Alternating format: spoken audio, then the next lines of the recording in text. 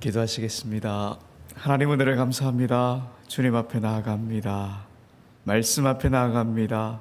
이 새벽 우리 가운데 임하셔서 우리에게 주님의 마음을 들려주옵소서. 감사드리며 예수님 이름으로 기도드립니다. 아멘. 주후 2세기 말에서 3세기 초쯤에 기록되어 있는 기독교와 관련된 문서가 하나 있습니다. 디오그네투스에게 보내는 편지라고 하는 글입니다.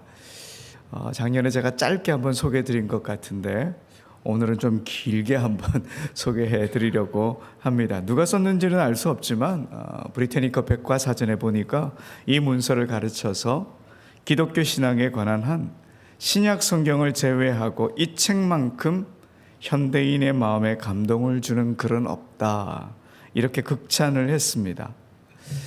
디오그네투스라고 하는 사람이 기독교에 대해서 질문을 했습니다. 그리고 그 질문에 대해 대답을 하는 형식으로 글을 썼습니다. 이 글에 기독교인을 어떻게 표현하느냐 하면 새로운 인종이다, 이렇게 표현하고 있습니다. 기독교인들의 생각과 삶이 과거의 어떤 사람들과도 같지 않고 확연히 달랐기 때문에 새로운 인종이다, 그렇게 표현을 한 거죠. 변화된 그리스도인들의 모습 과연 어땠을까요? 이 편지에 이런 내용이 있습니다. 저들도 다른 사람들처럼 결혼을 하고 아기를 낳습니다. 그러나 저들은 그 아기를 갖다 버리지는 않습니다. 저들도 육에 속해 사는 것이 사실이지만 결코 육을 따라 살지는 않습니다. 저들은 지상에서 무척 바쁘게 활동하면서 지내고 있지만 저들의 시민권은 하늘에 있습니다. 저들은 모든 법률에 순복하지만 저들은 법이 요구하는 그 이상을 행하는 사람들입니다. 그들은 모든 사람들을 사랑하고 모든 사람에게 박해를 받습니다. 그들은 알려져 있지 않습니다. 그리고 정죄를 받고 죽임을 당합니다. 그러나 저들은 생명에 이릅니다. 저들은 가난하나 많은 사람을 부하게 합니다. 저들은 아무것도 가진 것이 없으나 완전한 풍족을 즐기고 있습니다. 저들은 부끄러움을 당하나 그 수욕 가운데에서 영광을 받습니다. 저들은 선을 행하고 행악자로 벌을 받으며 벌을 받으면서 생명에 이르는 것을 기뻐합니다. 여러분, 우리 신앙의 선조들이 이렇게 살았습니다. 박해를 받았고 죽임을 당했고 가난에 처했고 부끄러움을 당했습니다. 하지만 그 어려움 속에서도 당당했습니다. 두려워하지 않았습니다. 그 이유가 무엇이었을까요? 여러 이유가 있겠죠. 어제 수요 예배 때도 말씀드렸지만 신앙의 선조들과 함께 하셨던 그 하나님을 믿었고 성령님께서 그들 속에 함께 했고, 또 하나 더 가장 확실한 이유는 부활신앙 때문입니다. 부활하신 예수님의 능력을 믿었기 때문입니다. 부활하신 예수님의 능력으로 그런 시련 가운데서도 생명이 주어질 것이라고 하는 그 믿음이 있었기 때문입니다. 여러분, 부활은요, 우리 기독교 신앙의 핵심 중에 하나입니다. 우리가 새해에 예수님 한 분으로 충분합니다, 이렇게 고백할 수 있는 것은 바로 예수님의 부활 능력 때문입니다. 예수님은 자신이 부활의 주체고 생명을 다스리는 주체다, 그렇게 선포하십니다. 나는 부활이요 생명이다. 이 선포는 죽은 나사로를 우리 주님이 살리시면서 하신 말씀입니다. 그런데 여러분, 이 죽은 나사로를 살리신 이 사건이 종교 지도자들이 예수님을 십자가에 매달게 한 촉매제 역할을 했다, 그걸 알 수 있습니다. 요한복음 11장 53절에 보면 이날부터는 그들이 예수를 죽이려고 모의하니라.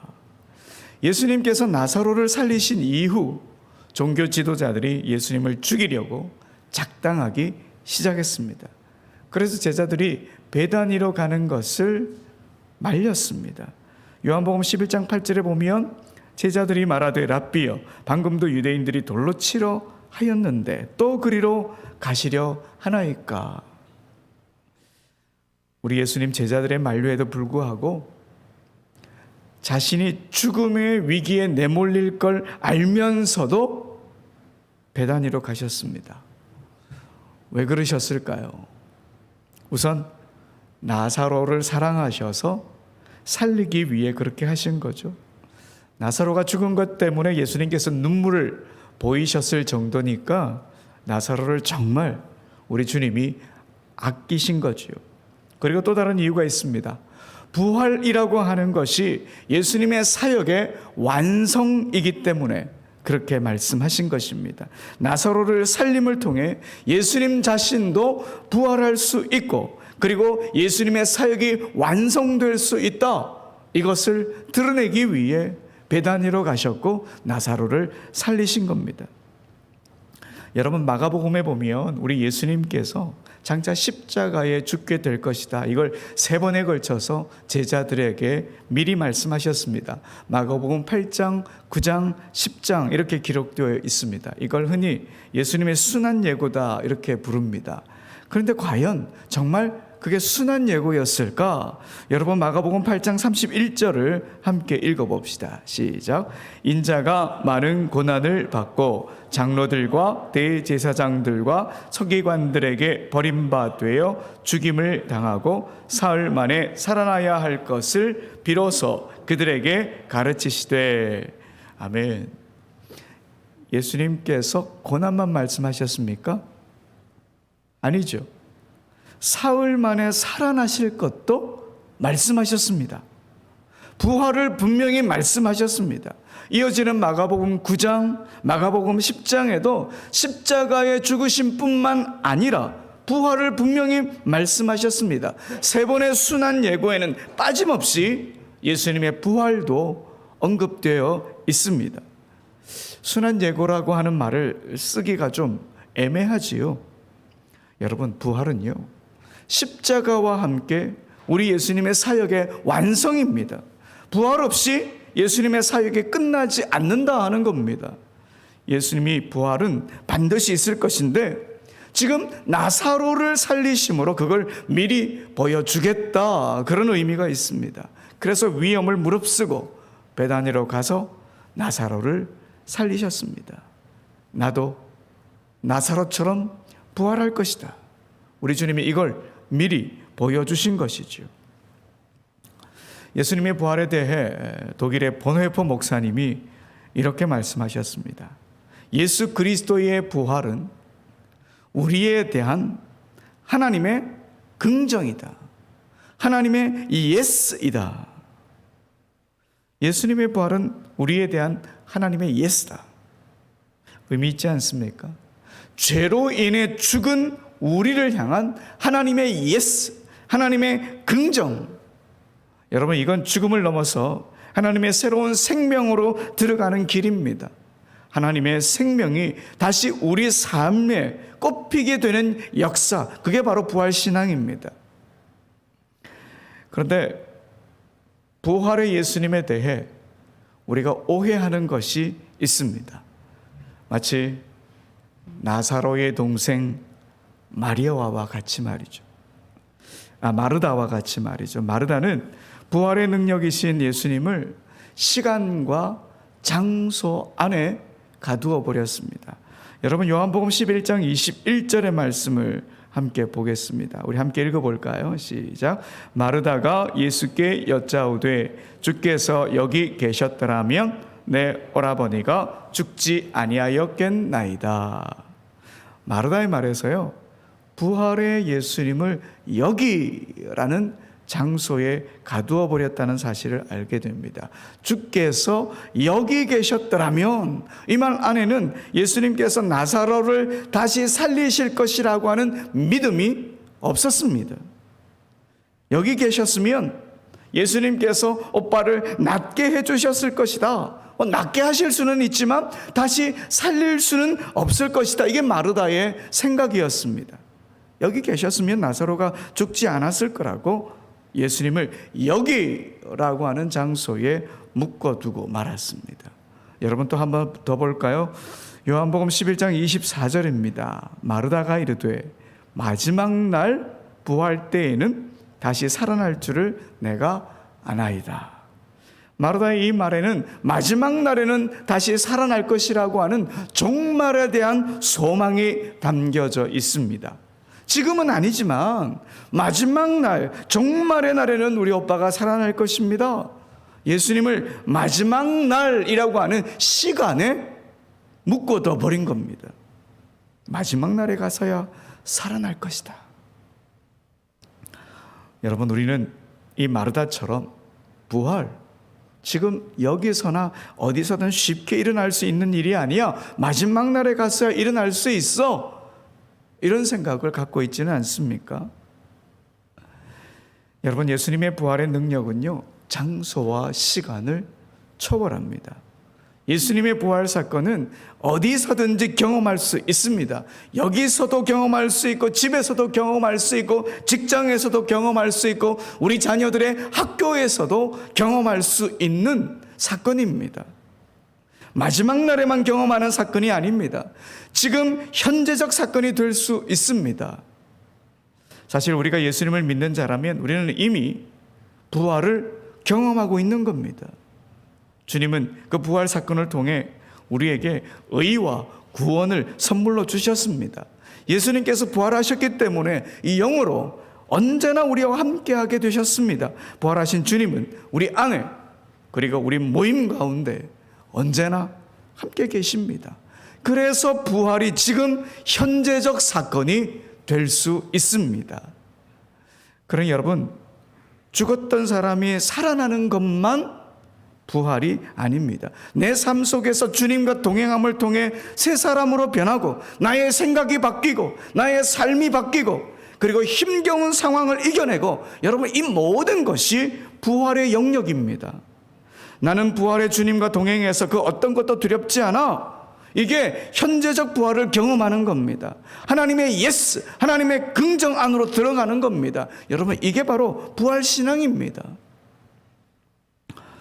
조금 어려운 일이 온다고 여러분 픽픽 쓰러지지 맙시다. 이건 생명을 주관하시는 우리 예수님을 무시하는 행동입니다. 우리 안에 계신 부활의 주님, 생명의 주님을 무시하는 겁니다. 여러분, 부활하신 주님 우리가 앞에 모시고도 여전히 희망 없는 삶을 살아가고 있다면 뭐 이런 거죠. 자신을 살릴 약봉지가 옆에 있는데 그걸 먹지 않아요. 뭐 시름시름 앓으며 죽어가요. 그 사람과 별 다를 바가 없다 하는 거죠. 여러분, 우리 기독교의 신앙은요, 단순한 철학이나 계몽이 아닙니다. 그것을 넘어서지요. 인간을 계도하고 순화시키는 것, 이 또한 기독교의 본질이 아닙니다. 죽고 나서 천국 가는 티켓을 갖는 것, 이 또한 기독교의 교리의 일부분이지 핵심은 아닙니다. 그렇다고 이 땅에서 잘 먹고 잘 사는 법을 알려주는 거냐? 이건 더더욱 기독교의 본질이 아닙니다.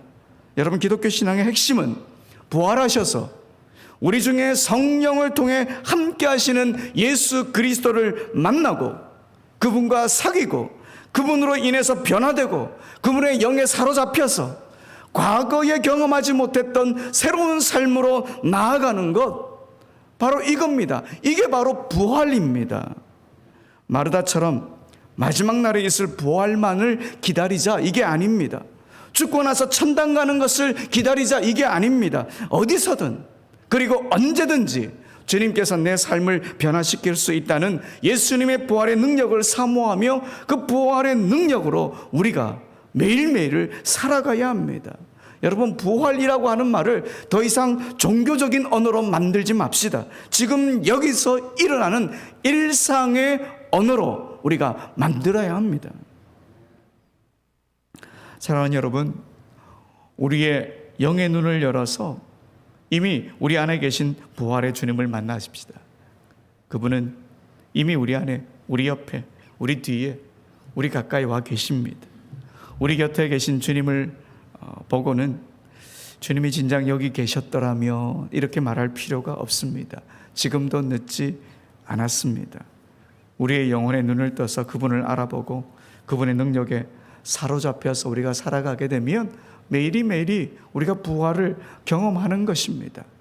우리 주님은 우리에게 부활의 능력을 날마다 주시기 때문에 우리는 우리의 몫의 노력을 그냥 계속 하면 되는 겁니다. 언제까지고 낭망하고 앉아 울며 다른 사람을 탓할 수는 없지 않습니까? 떨치고 일어나 우리가 예수님 앞으로 나아갑시다. 그리고 그분이 일하시도록 우리 마음을 그냥 활짝 열어놓읍시다. 새해엔 부활의 능력 되신 주님이 일하시도록 우리를 내려놓고 두려움 없는 삶으로 나아가서 부활의 주님을 우리가 날마다 경험합시다. 다시 살리시는 부활의 능력을 믿기에 우리는 예수님 한 분으로 충분합니다, 이렇게 고백할 수 있는 것입니다. 이런 은총을 우리 모두가 누리게 되길 간절히 소원합니다. 우리 함께 찬양합시다. 충만이라고 하는 찬양입니다. 우리 이번 새벽기도 계속 부르고 있는 찬양입니다. 이 찬양으로 인해 우리 예수님으로 충만합니다. 부활하신 주님으로 충만합니다. 그래서 내 삶이 새롭게 변합니다. 고백하며 나아가기를 소원합니다.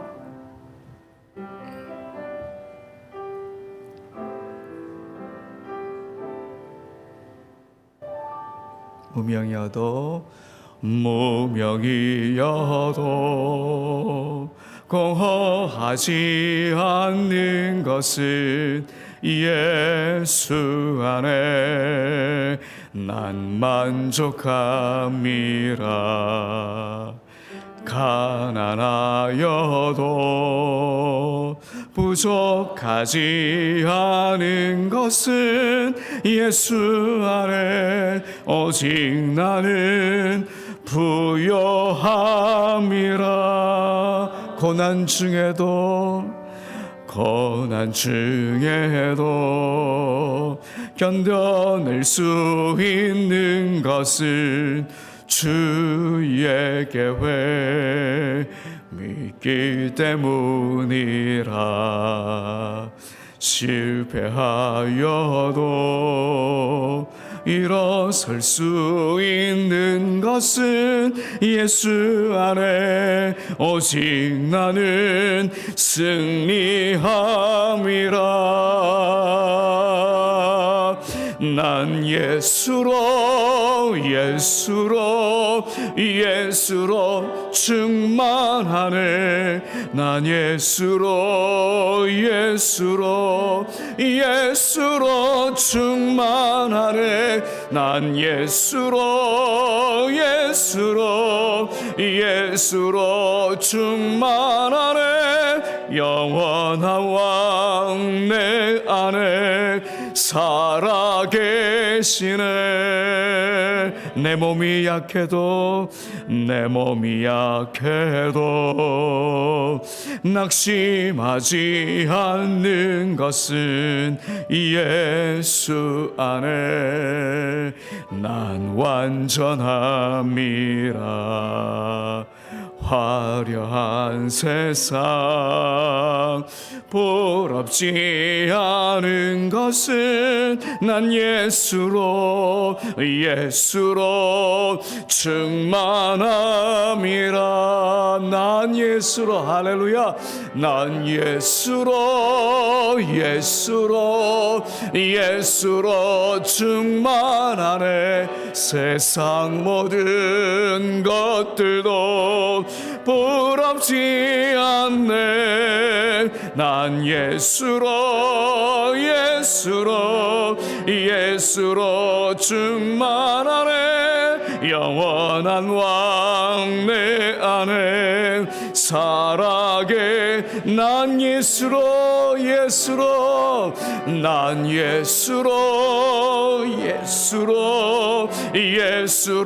충만하네. 세상 모든 풍파도 두렵지 않네. 난 예수로 충만하네. 영원한 왕 내 안에 살아게 난 예수로 충만합니다. 주님 할렐루야. 난 예수로 충만하네. 세상 모든 풍파도 두렵지 않네. 난 예수로 충만하네. 영원한 왕 내 안에 살아. 우리 한 번 더 고백합시다. 난 예수로 충만합니다. 주님, 난 예수로 충만하네. 세상 모든 풍파도 두렵지 않네. 난 예수로 충만하네. 영원한 왕 내 안에 살아계시네. 할렐루야. 우리 함께 기도합시다. 주님의 부활의 능력을 우리 생각과 상황 안에 가두지 않게 하여 주십시오. 우리를 다시 살리시는 주님의 능력을 의지하게 하여 주십시오. 지금 연약해서 힘들어하는 우리 지체들, 그 지체들 가운데 부활의 주님 함께 해주십시오. 다시 일어서게 해주십시오. 그들의 손을 잡아주십시오. 주님, 우리 주여 크게 한번 외치고 기도하며 나갑니다. 주여, 아버지 하나님과 능력 되신 주님 앞에 나갑니다. 아버지 하나님, 부활의 영원